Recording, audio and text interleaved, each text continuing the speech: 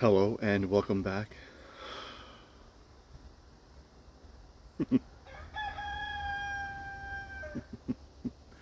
Rooster. Every time I come back home, I can hear him. It's almost like he's saying, "Let me out. Come get me."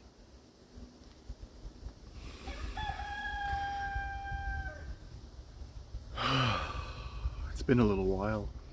It's been quite some time actually since I made made my last video.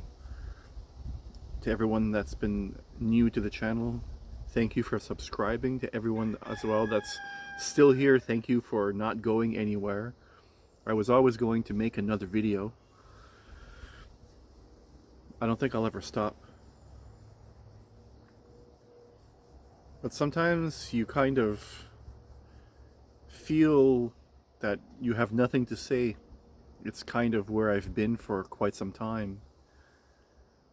I've been putting into action a lot of the things that I've been thinking about, meditating on, almost as though I've went on a sort of retreat, a transformation, if you will.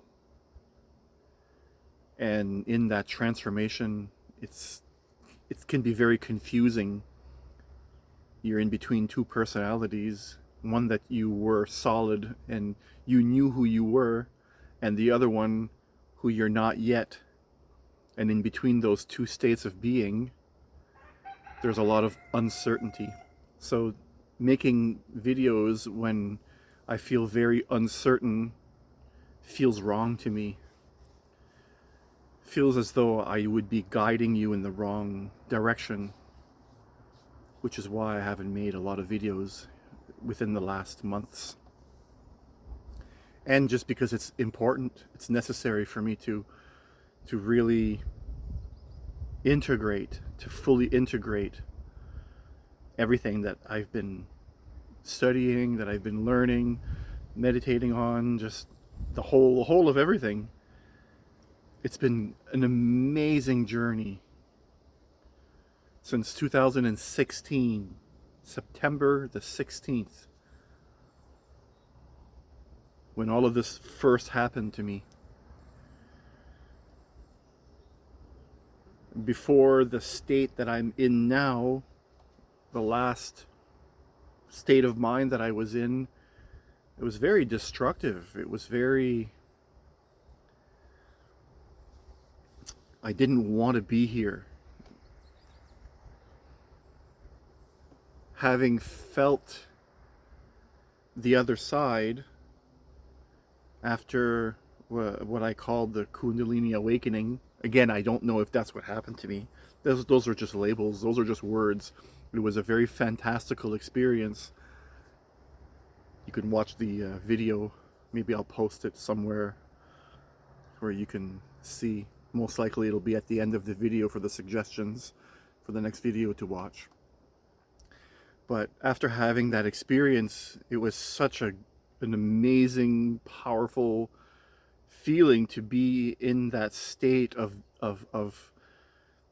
godliness. I don't know what other word to use. I felt as though I knew everything. There was no more anxiety, and it was just like waking up, like a true, like, this is who I really am. This is who we really are. This is what we really are. And going from that to this, it was such a contrast. And that's one of the things we have to work through in this lifetime: contrast, not to compare ourselves too much, not to compare too much, because that can lead you right to where I was, a state of misery. I felt very stable in there, but at the same time, not really wanting it. Now, with that all said, where I'm at now is completely different. I've been searching for happiness all this time. What is real happiness? How am I happy? What do I need to do to be really happy? And I found one thing during the 10 years, and that's, you can't sustain happiness. Is not something that you just find and then all of a sudden you're always happy. Happiness comes and goes. So life is a rhythm. right? You have your up and your down, you have your bass and your treble, your booms, booms, you have your side to sides. It's never going to be stable as far as happiness goes. But the adventure of life itself, because of those contrasts, is so interesting. So I've found that it's not about always being happy, but just to, one thing that I've been trying to learn, and that is acceptance. Accepting that I'm not always going to be happy has, in a sense, made me happy, if that makes any sense. I'm not looking for it anymore. There's a spider there, and I was questioning whether or not I should kill it. I'll just wait. Oh no, a guy who's spiritual is gonna kill something?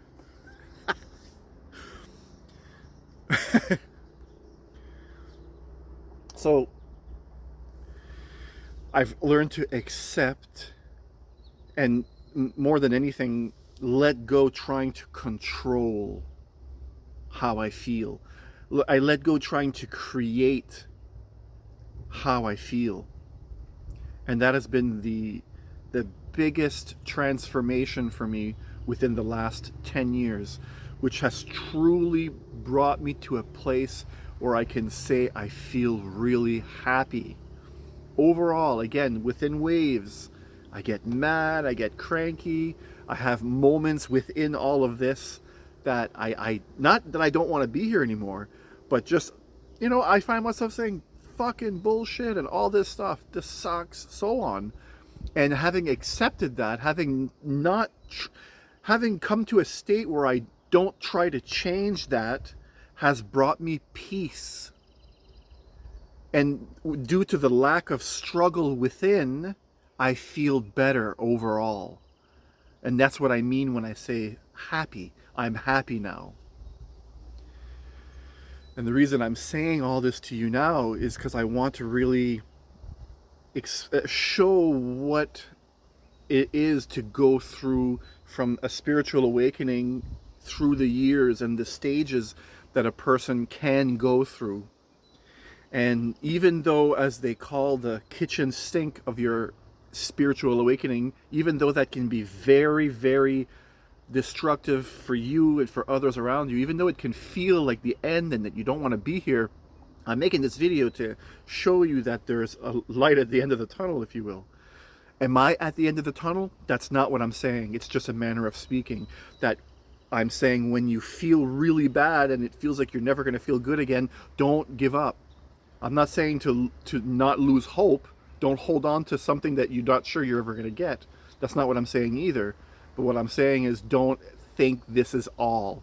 Don't ever think that whatever state you're in right now is the only state you're going to be in. Don't attach a state of mind and a feeling of foreverness. Don't give that a forever feeling, because that can bring a feeling of doom and gloom. And don't fight what you're feeling. If you feel that it's doom and gloom and it's foreverness, don't try to change it. If you feel you're trying to change that and it's just there, don't try to change that. I'm not saying indulge in your doom and gloom state. I'm saying that if you try to change it and you can't, then what you're doing is you're creating an internal struggle within yourself, which is going to make the whole thing even worse. If a person can just let go that, yes, that's how I feel right now, that alone will give you a sense of peace within the storm that you're currently in. The storm of, I might not want to be here right now. I don't like how my life is going. That storm. You might have a sense of peace with it. You might recognize it's just like as if you're going from point A to point B. You're in a ship. You're crossing an ocean, as an analogy, and you're going through a storm right now. Don't think the storm will last forever. And sometimes learning that you can't change everything, you just have to go through the storm, so to speak. That gives you a sense of peace. And once you can learn that enough, once I know has for me anyways, to the state where I'm at now, once I recognize that that changing how you feel can sometimes make you worse. Once I've got to that, I've learned to accept those deep states of either really high and low. And when I'm really high, I don't want it to stay anymore. And that was one thing that I've made videos about in the past, and that once you get really high, you feel really good. If you really don't want it to go away, well, the instant you start to notice it goes away, then you start to feel miserable again. And even though you feel really good, you're also in a fearful state because you don't want to lose. You recognize that this is the best I've ever felt. Some people say, I could die right now. This would be a good place to die, they say, because they feel that they've reached the highest and there's only down from there. That's because you don't want the down. And not wanting the down is creating misery for yourself. So you have to go through that. You have to create misery for yourself until you recognize that creating misery for yourself doesn't help. And it's not something that you can just turn off like a switch. It's something you have to go through for yourself. So enough times, for everyone that's different, but enough times that for you, you let it go without trying to let it go. It drops on its own. Like an apple that's ripe on a tree, it will fall when it's ripe. So those types of changes, oftentimes, you have to just be patient. And I'm not saying be patient. I'm saying a person develops the patience by letting once enough apples drop, you see, oh, it clicks for you. There's a feeling that is born inside of you. Now you've changed. You understand something experientially. It's happened enough times now that it is now your new character. It's part of your being.